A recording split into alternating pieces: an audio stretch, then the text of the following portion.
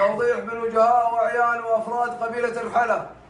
الحمد لله والصلاة والسلام على رسول الله وعلى آله وصحبه ومن والاه، وبعد، فإن وجهاء وأعيان وأفراد قبيلة الحلا من حرب ممن تعنيهم مباشرة قضية زواج الرشيدي من الحربية. نعلن شكرنا لقيادتنا الرشيدة ممثلة في أمارة منطقة الرياض، وعلى رأسها صاحب السمو الملكي الأمير فيصل بن بندر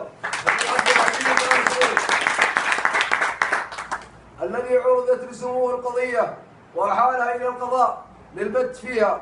ونعلن رفضنا لهذه المصاهرة لما تسببه لنا خاصة ولقبيلة حرب عامة من قطيعة رحم وتنافر بين أبناء العم.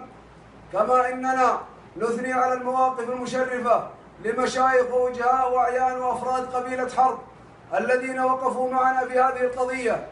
ونوضح للعموم أن ما قام به الشيخ سليم الله بن فراج الرحيلي رئيس قبيلة الحلا ومرافقوه من زيارة للشيخ فارس بن سمرة الرشيدي حول هذا الموضوع كانت مبادرة للإصلاح ومحاولة للتعجيل بفسخ عقد الزواج وإنهاء القضية، منعا لفتنة قد يتسبب فيها الجهلة والحمقى من القبيلتين.